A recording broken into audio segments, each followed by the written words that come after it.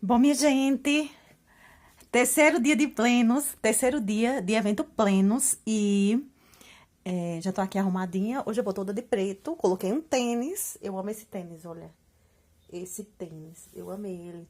Eu amo ele. E ele foi, ele foi apenas R$ 15 em um bazar lá em São Paulo, quando foi o ano passado. Aí coloquei uma saia, coloquei uma bolsa marrom. É porque a luz não, talvez a luz não vai ficar muito legal, mas estou aqui, plena para ir pro plenos. Bora lá. Hoje a pregação será com... Hoje a ministração da palavra será com Camila Barros. Porém, desde o primeiro dia que Deus já está falando, que Deus já está movendo, viu? Não é só porque... Deus não só fala só no dia de Camila Barros, mas Deus já vem falando desde o começo do evento e tem sido muito edificante. Então, vale muito a pena ir. Então, bora lá. Vocês já viram o vídeo de antes de ontem, vocês já viram o vídeo de quinta, o de sexta e hoje é o de sábado, viu? Esse vídeo que eu estou gravando pra vocês agora é no dia de sábado, dia 8. Dia 8 de fevereiro de 2025.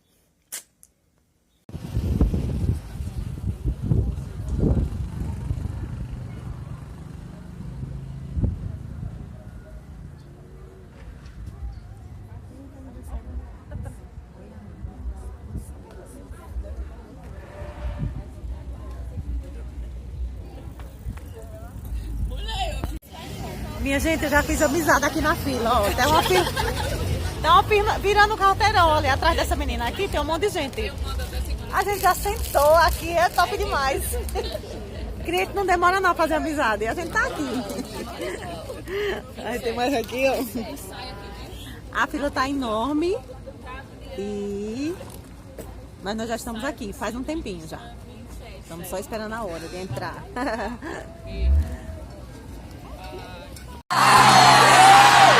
Aleluia, Jesus. Ainda bem que eu vi. Glória, aleluia. A paz do Senhor Jesus, igreja. Amém. Porque dele, por ele e para ele são todas as coisas. Como é bom estarmos aqui nessa noite. Deus abençoe Verbo Petrolina, pastor Edilson. Sua vida é uma bênção para a nossa casa, para a nossa geração. Lízia, você é uma profeta, você nos inspira. Muito obrigada por permitir que estejamos juntos aqui nesse arraial. Deus abençoe todos os pastores dessa casa. Essa é uma igreja que me inspira, me motiva, me renova.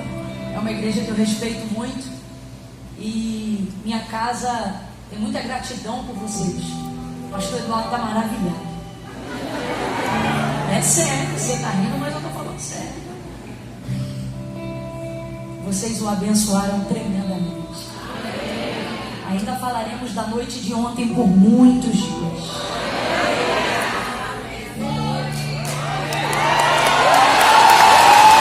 Glória de Deus, mas a alegria é nossa. Minha gratidão a Deus pela vida de vocês. Vocês podem descansar um pouquinho, mas daqui a pouco a gente voltar de novo. A partir do versículo 4 em diante, tá bom? João 4, a partir do versículo 4, diz assim o texto: E era-lhe necessário passar por Samaria.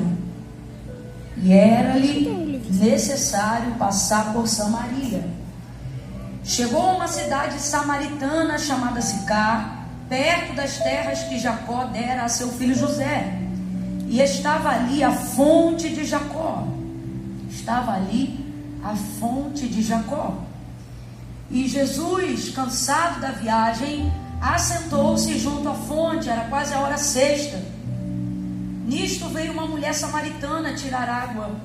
E Jesus lhe disse: Dá-me de beber. Seus discípulos tinham ido à cidade comprar comida. Disse-lhe a mulher samaritana: Como sendo tu judeu, pede de beber a mim, que sou mulher samaritana, pois judeus não se dão com os samaritanos.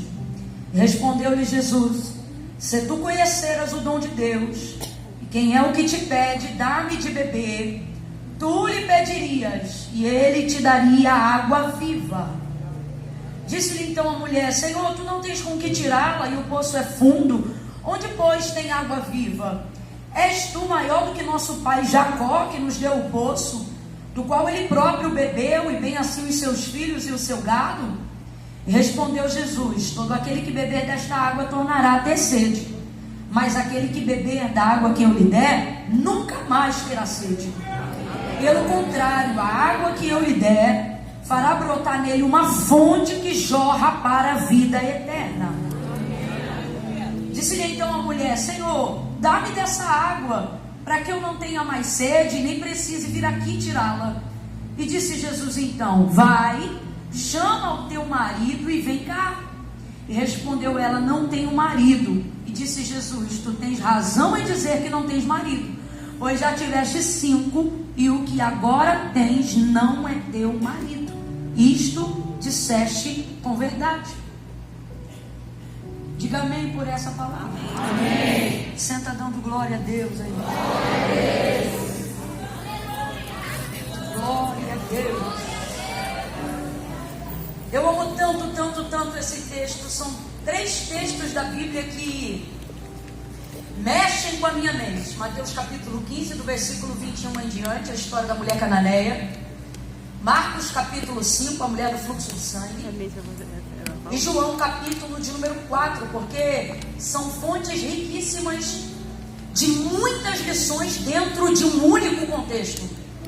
Toda a Bíblia é assim, cada um pode tirar uma ou várias lições de cada texto, mas particularmente para mim, esses 3 textos são difíceis até de segmentar uma única coisa que Deus queira falar. Tão rico eu os considero.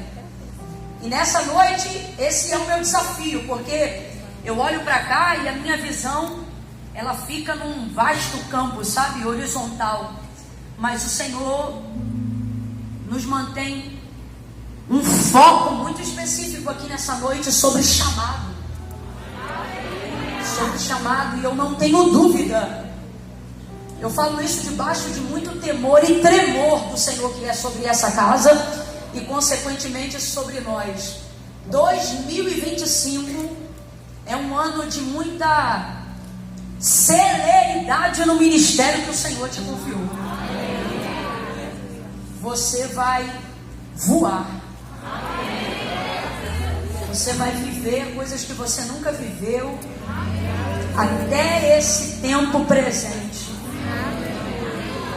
Camille, como é que a gente pode desenvolver algo sobre chamado na vida dessa mulher que aparentemente é tão avessa ao tipo de vida que precisa viver aquele que é chamado por Deus, né? Só que na verdade ela não tem uma vida tão avessa no que tange ao chamado que o Senhor vai fazer a ela, porque chamado não tem a ver com o que eu quero ser e nem com quem eu sou. Chamado tem a ver com aquilo que Deus quer fazer. O chamado, por mais que numa linguagem aí a grosso modo a gente diga meu chamado, chamado não é seu porque você não se chama. É sempre assim. Se a gente pudesse ser o mais radical possível, deveríamos sempre falar assim: olha, o chamado que o Senhor me confiou, o ministério que o Senhor me confiou, porque está sobre nós, mas não é nosso, nem fala a respeito da nossa capacidade. E tudo isso a gente já sabe, em tese, em teoria, a gente já sabe, mas na prática a gente não adota esse entendimento comportamental. Na prática a gente se apoia na necessidade de desenvolver habilidades para ser chamado. Isso é um equívoco muito do irritante, um equívoco do qual a gente dificilmente consegue se desvencilhar. E por quê? Porque o orgulho se torna maior do que o chamado.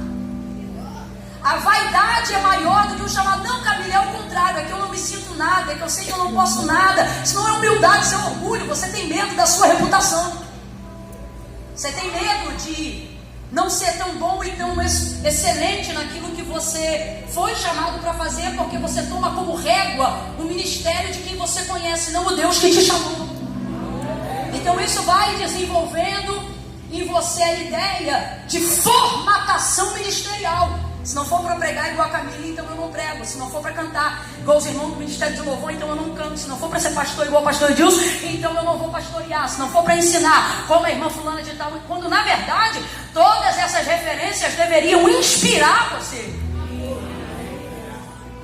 Porque senão você não só fracassa no seu chamado, como você rotula negativamente o nosso. Porque que raio de chamado eu tenho, ele tem, você tem, nós temos, se ao invés de inspirar pessoas para fazer naquilo que produzimos o teto para elas construírem suas vidas com Deus, elas verem isso grátis e limites, para que nada seja feito, haja vista que não se consideram tão boas quanto A, quanto B, quanto C.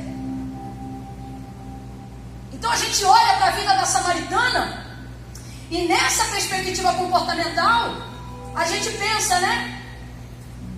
Que tipo de lição ou que tipo de identificação eu tenho com a vida de uma mulher que teve 5 maridos ou 5 homens e o 6º que ela tem agora é de outra pessoa, não pertence a ela. Só que a gente se assemelha com essa mulher mais do que a gente imagina, gente. Principalmente falando a nível de chamado. Porque Jesus, ele quer entrar em Samaria porque ele precisa. E ministério fala muito sobre isso, né? Você não é convidado a fazer o que você quer. Você alcança o entendimento de que tem que fazer o que precisa ser feito e se sente privilegiado de saber que Deus chamou você para isso. E o que seria um fardo para qualquer outra pessoa, para você é um privilégio. E Jesus, mesmo na condição de ser filho de Deus, você se lembra, ele não teve por usurpação ser igual a Deus.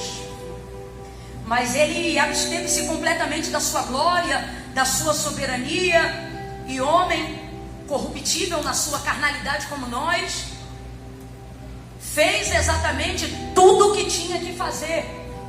E João compreende essa passagem por Samaria com um sentimento diferente, por exemplo, de quando eles iam para a aldeia de Betânia para ver Marta, Maria e Lázaro. Essa casa, por exemplo, se eu não me engano, João 11, o texto vai dizer que Jesus ia lá porque os amava.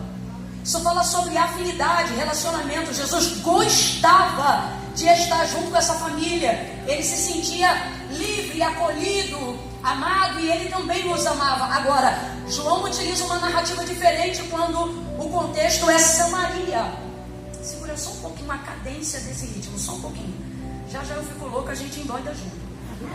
Não me deixa, só segura um pouquinho. Então veja, ele, para Samaria, João revela necessidade e não desejo. Porque a maturidade de um chamado se revela nessa hora. Quando você não tem motivação, expectativa, desejo pessoal, mas compreende a necessidade. Então você faz o que precisa ser feito. E aí, aonde você vê a magnitude de quem compreende um chamado como esse? Eu estou falando nesse momento só de Jesus, mas eu vou voltar para a mulher. Porque Jesus não é porque ele vai fazer o que tem que fazer, que vai fazer de qualquer maneira. Não é porque ele vai fazer o que tem que fazer, que vai fazer de qualquer jeito. Não, pelo contrário, quando você não tem motivação e desejo original, você precisa aperfeiçoar sua entrega, para que ninguém perceba que você está sendo movido por uma necessidade. Então, se você é simpático, você vai ser mais simpático nessa hora. Se você já é gentil, você vai ser mais gentil nessa hora. Se você é educado, você vai ser mais educado nessa hora.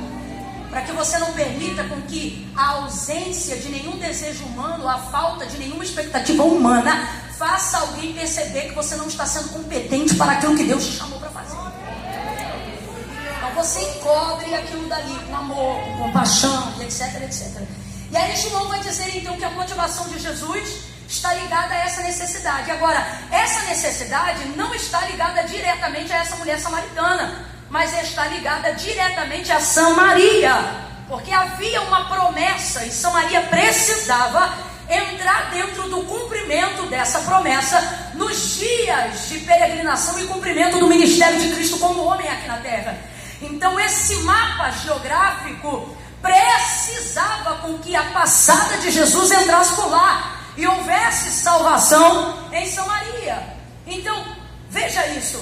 Todas as vezes que um judeu precisava sair da Judéia e ir em direção à Galileia, Samaria ficava bem no meio. Então, todas as vezes que qualquer judeu fosse fazer isso, ele fazia uma viagem de aproximadamente 6 dias para evitar ter que se encontrar com qualquer samaritano. E por que tinha que evitar? Porque para eles os samaritanos não eram nem espécie humana. Quando você chama um samaritano de cão, você está dizendo muito mais do que um xingamento popular. Você está dizendo: eu não te reconheço como gente, eu não te reconheço como espécie humana. Então, uma viagem de 6 dias se iniciava. Alguém aqui já ouviu falar sobre quando Jesus contou a parábola do bom samaritano? Pronto.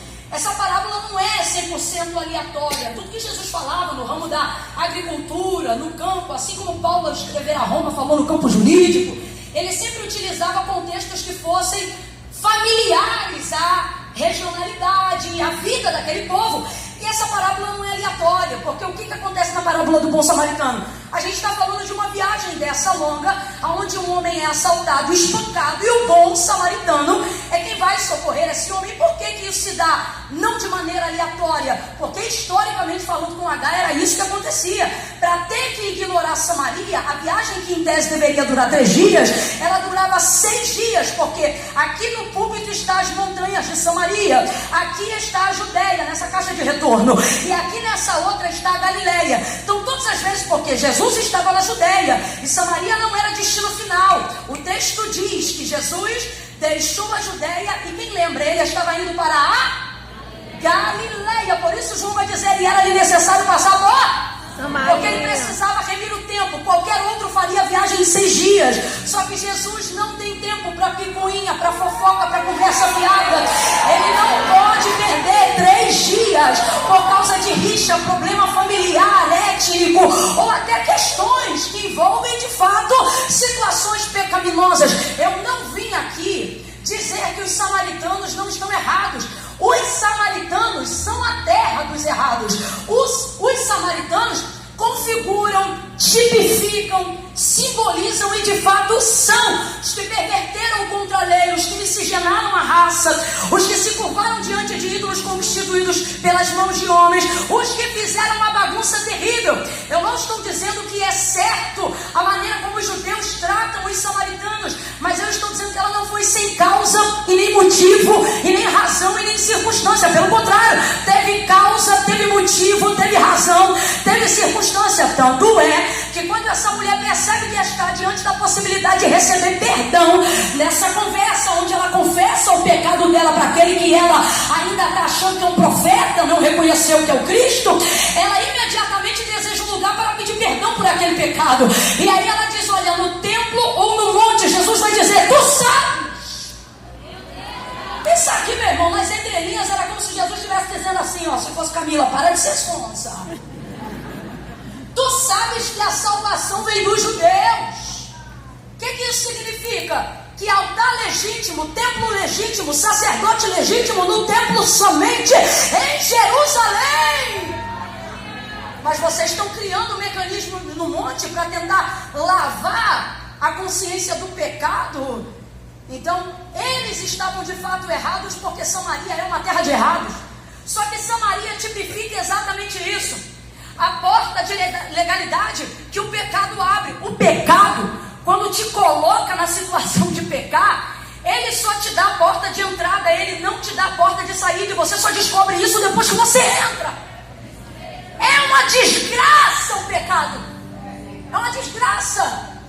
Só te dá a porta de entrada. Então veja, Samaria é sim a terra dos errados. E eles estão errados. E há neles até algum desejo de se arrepender, mas eles não têm a menor ideia de como, porque todo judeu que passa lá só aponta para dizer aonde eles caíram, e ninguém tem uma solução de como eles se levantam. O pecado faz isso com as pessoas.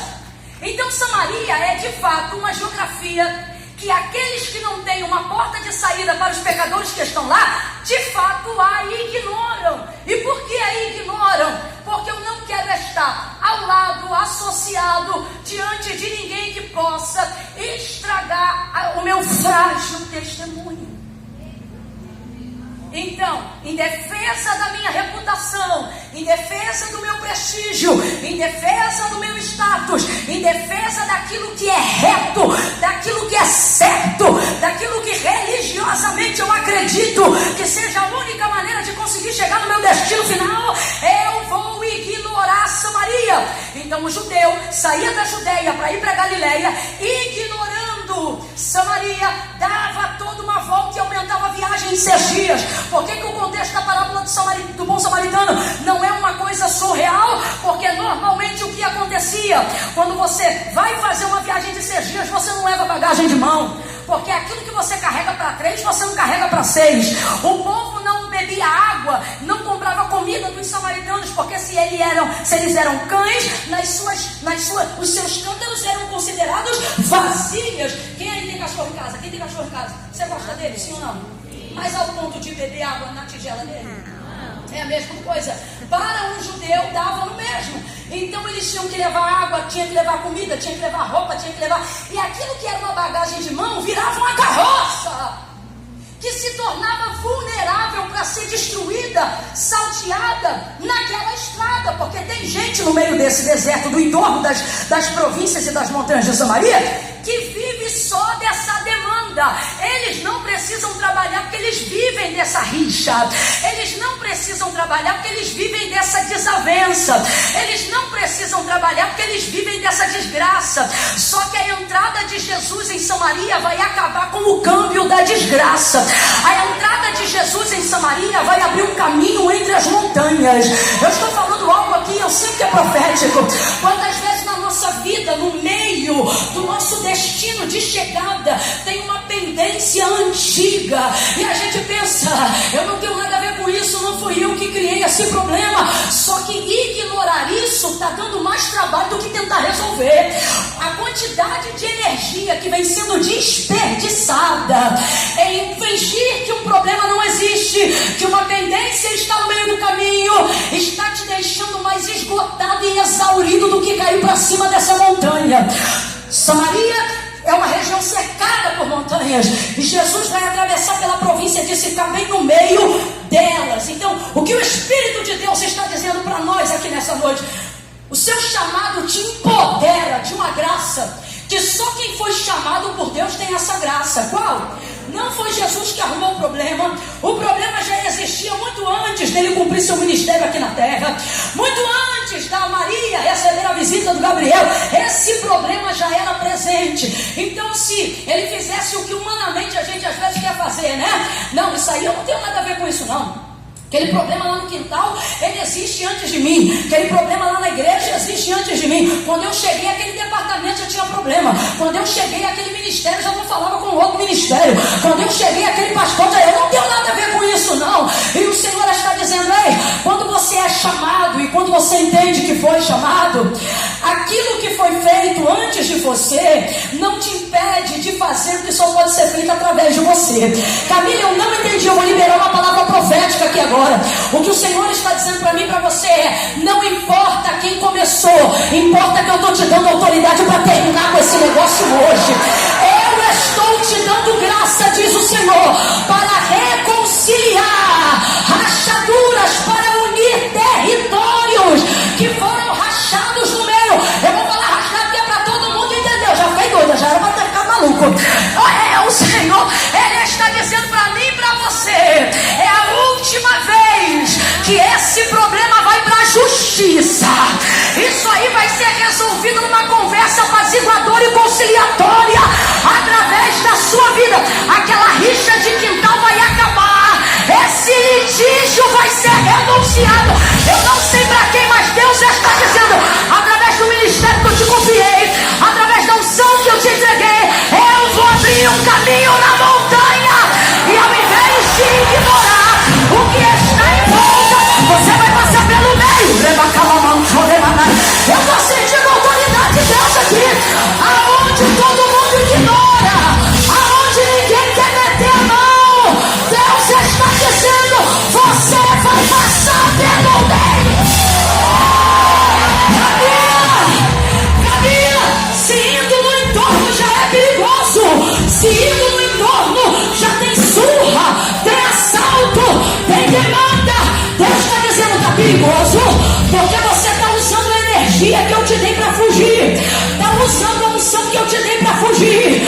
se você passar pelo meio, o que é que vai acontecer? Nós já cantamos isso aqui. Eu prepararei caminho no deserto, rios no lago.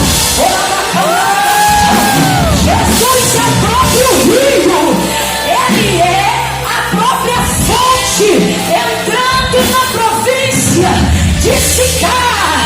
Deus está dizendo: você é a água para quem tem sede, você é a solução para quem tem um problema indissolúvel. Eu não vou usar as circunstâncias, eu vou usar você, independente delas.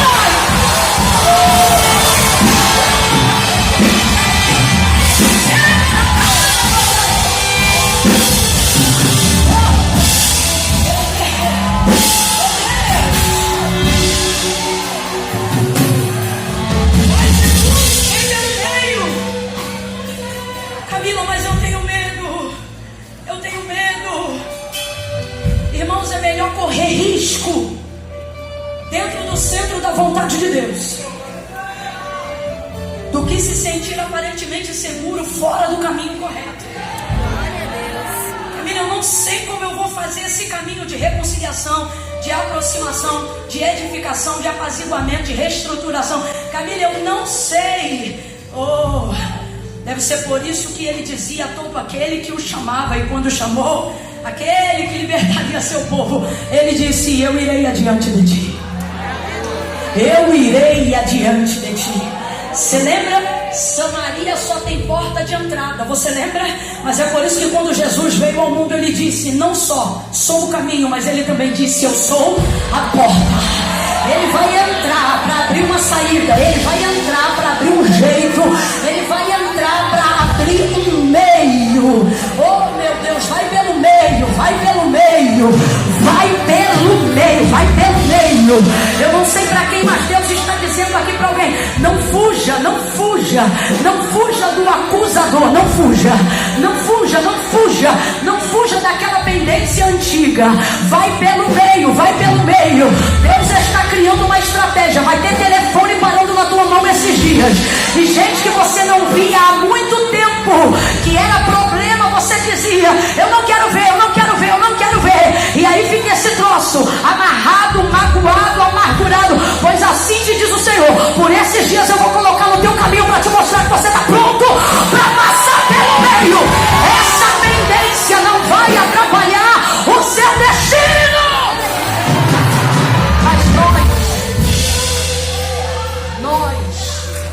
Escute isso.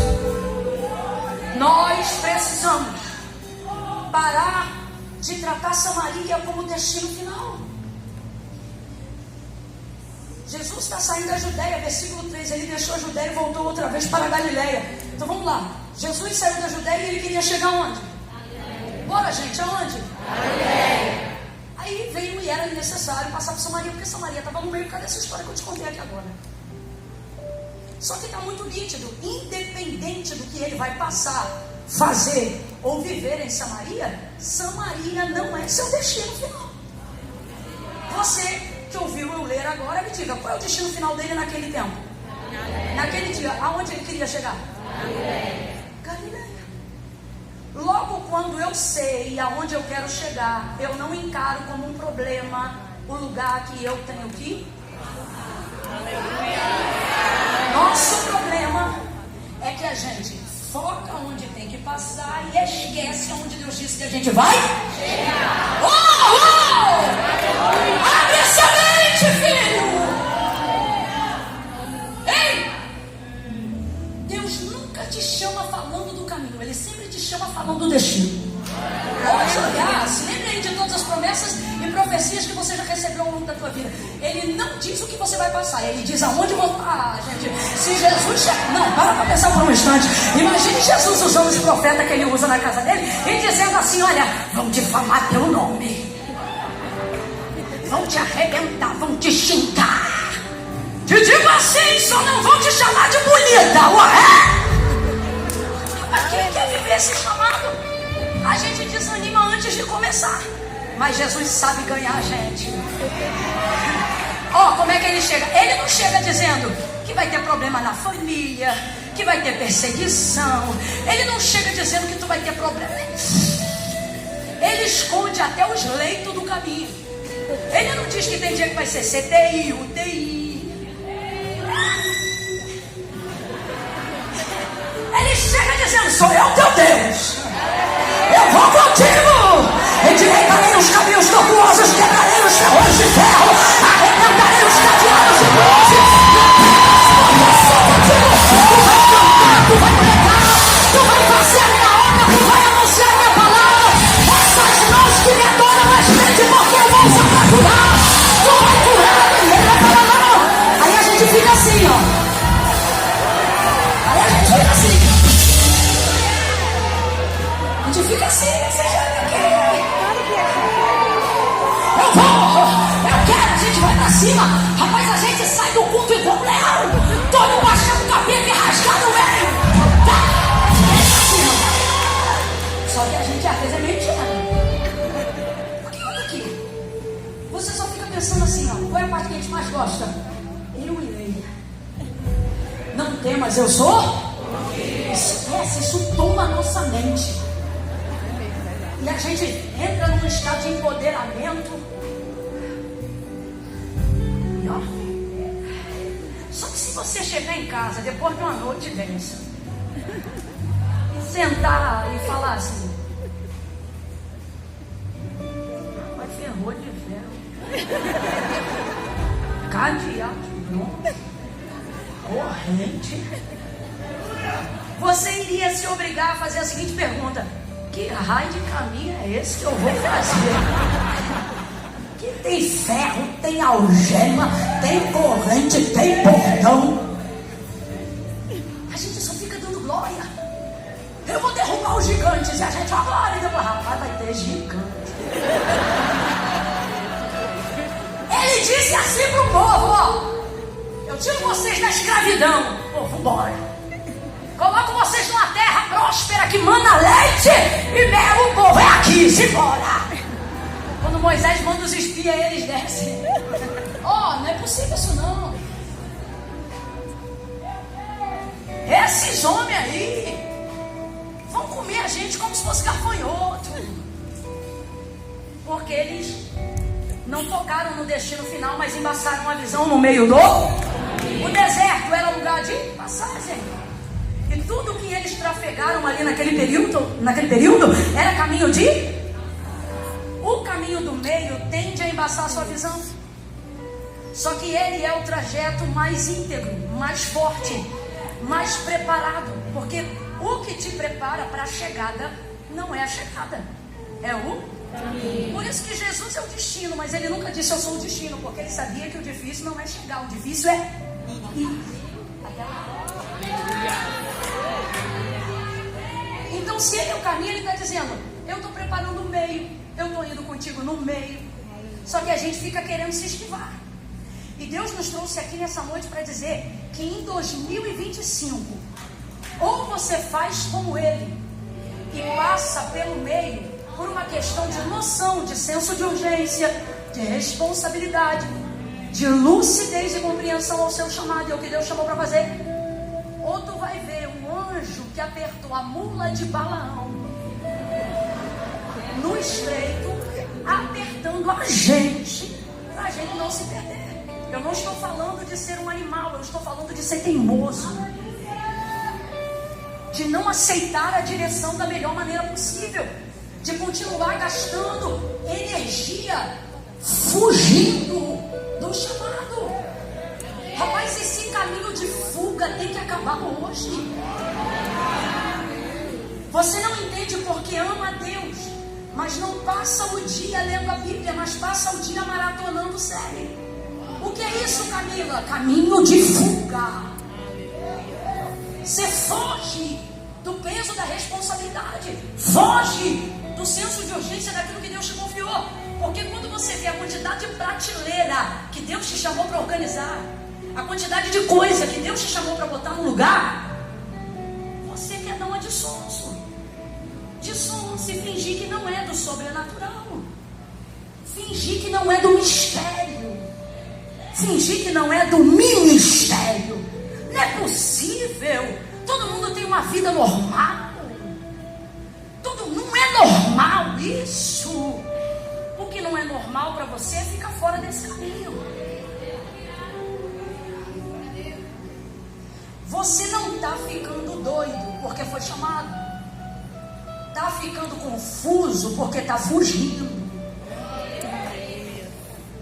Está tomando surra no caminho porque está fora do plano original. Está ignorando a terra dos errados. Só que, irmãos, Deus só conta com uma pessoa para pisar na terra dos errados. E são aqueles que estão certos. Só que Jesus tem uma graça que todo ministério aqui precisa ter. A de não permitir com que a sua reputação esmague a sua unção. Você não pode permitir que o que pensam de você altere o como Ele te mandou fazer. Eu não estou falando para uma plateia de desobedientes. Eu sei que estão aqui servos e servas do Senhor. Não alteramos o que Deus fala ou o que Ele quer, mas queremos mexer no como Ele quer. Se esse como tiver que passar por uma quebra de reputação, não queremos esse como. Se esse como tiver que passar por uma inconveniência familiar, não queremos esse como. Eu me lembro que logo no início do ministério eu fui convidada a ministrar em uma igreja muito recomendada. E quando eu cheguei naquele grande ministério, muitos homens e mulheres me mediam pelo olhar. E olhando para eles, eu comecei a pensar, minhas palavras são muito duras. Minha maneira de pregar aqui não vai se adequar. O meu jeito, esse costume de confronto, essa maneira, como se eu que escolhesse ser assim. E aí eu comecei a pensar, não vou mudar a mensagem, mas vou entregar de um jeito diferente. É só adequar, é só melhorar. Então eu ali tramando, planejando. Às vezes a gente chama de plano a nossa trama. Às vezes a gente chama de plano o nosso esquema de tentar iludir Deus. E aí eu disse, e eu vou fazer assim, naquela parte que eu falo assim, eu vou dar uma amenizada e vou falar assim. Só que levei uma amiga para ir comigo e essa amiga era profeta.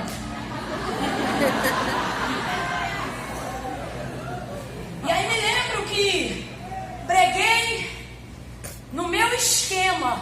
Foi muito bom. Entreguei a palavra que eu tinha que entregar. Não alterei o conteúdo. Tá me entendendo? Entreguei o conteúdo. Na moral, fiz tudo bonitinho, mícia. E entreguei. Quando eu tô lá, as almas salva, glória a Deus. O povo dando aleluia, marchando. Que coisa linda. Tô fechando a Bíblia, entreguei o microfone ao pastor e tô indo pro meu caminho. E aí essa profeta não me deixou sentar no meu caminho. E a plataforma desse lugar é como de um auditório, que quando um começa a gritar, todos ouvem. E vem ela gritando. Vem ela gritando no meio do púlpito da igreja. E diz ela bem alto, nunca mais. Irmão, sabe aquele negócio que parece que as carnes vão sair dos ossos? Nunca mais. Rapaz, eu fui repreendida, disciplinada pelo Senhor. E ela começou a dizer assim, não era ela, né? Porque cada um aqui conhece a voz daquele que fala com você. E ela, Jesus disse, minhas ovelhas conhecem a minha voz e me seguem. Elas me ouvem. E aí, ela, nunca mais, quando eu te der uma palavra, não se preocupe em arrumar na tua boca o que eu entreguei no teu coração, apenas entregue. Porque quando eu te chamei, eu não disse arruma, eu disse abre a tua boca que eu a enchei. Deus me deu um coro do qual eu nunca mais esqueci. Era aquele profeta que sabe como é que é. Aí ela me pega pela mão e passa pela primeira fileira de pastores engravadados e vai andando comigo. E eu pensando que era marcha, deixando o povo achar que era mover. Mas era um coro comendo pro meu lado, pastor Edilson. E aí ela dizia assim, olhe para eles e me diga aonde eles estavam quando eu te chamei. E rapaz, foi um coro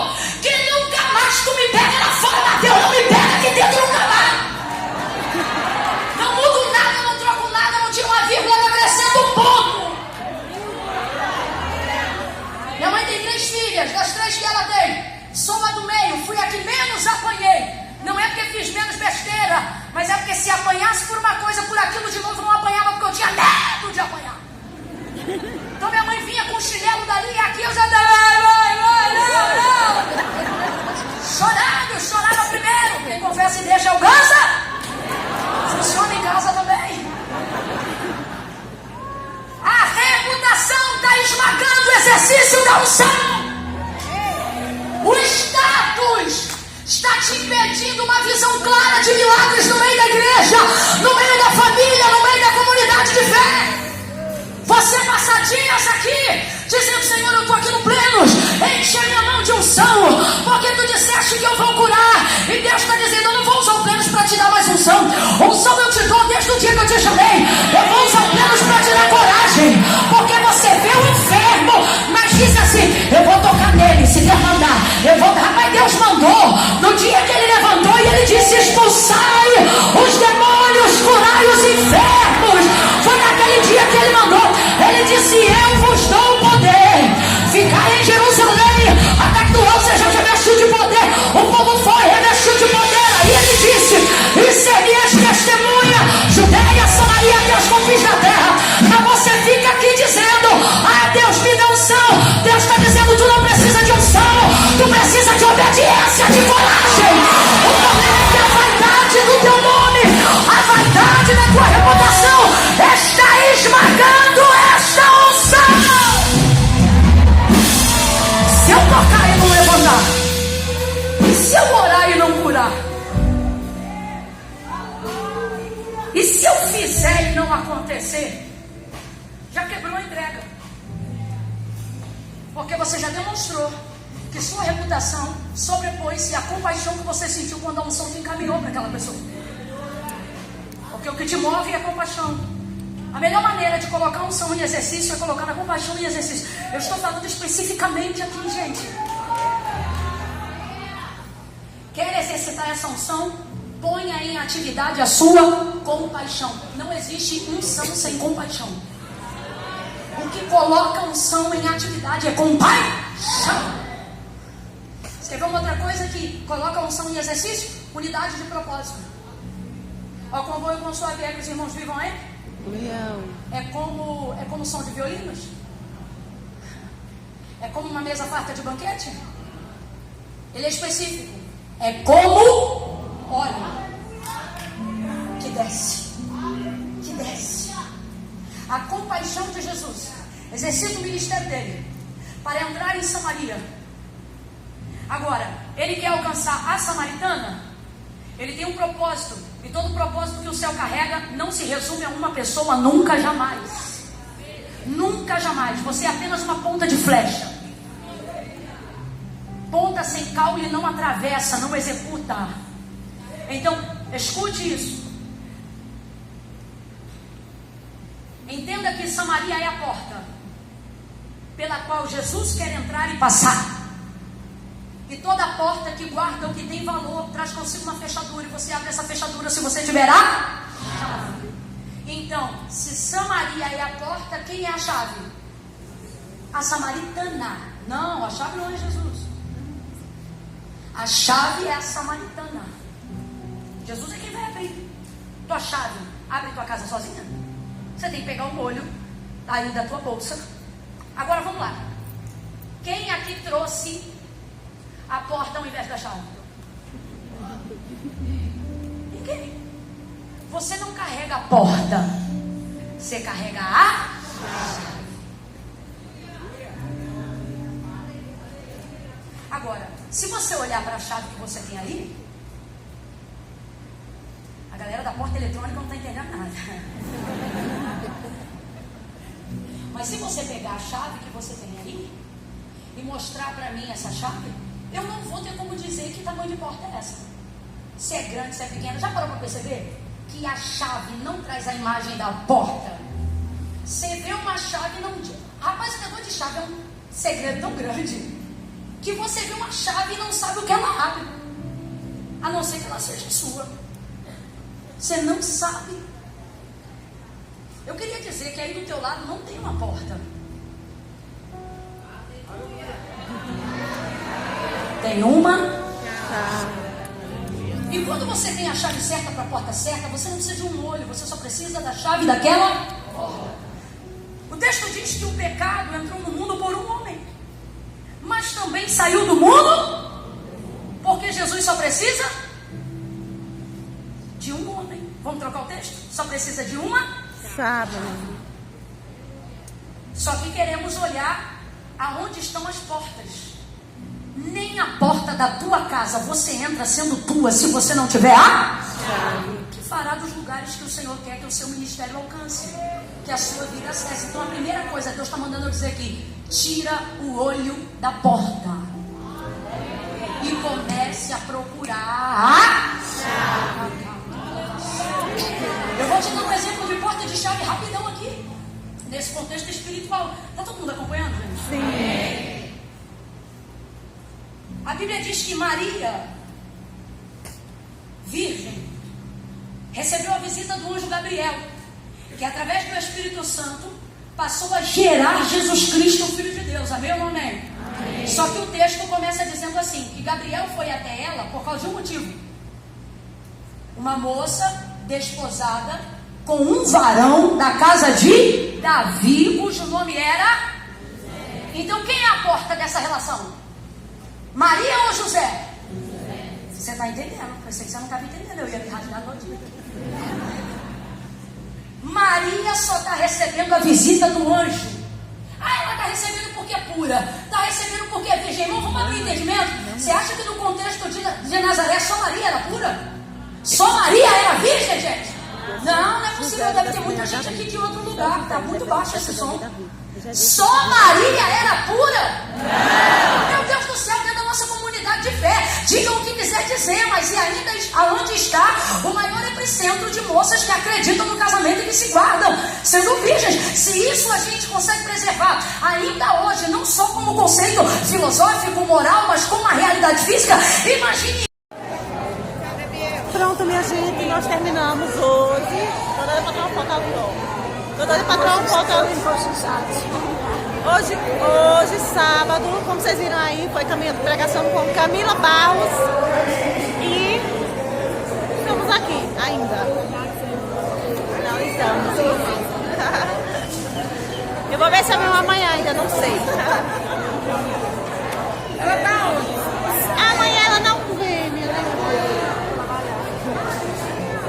Tirar uma foto da gente aqui.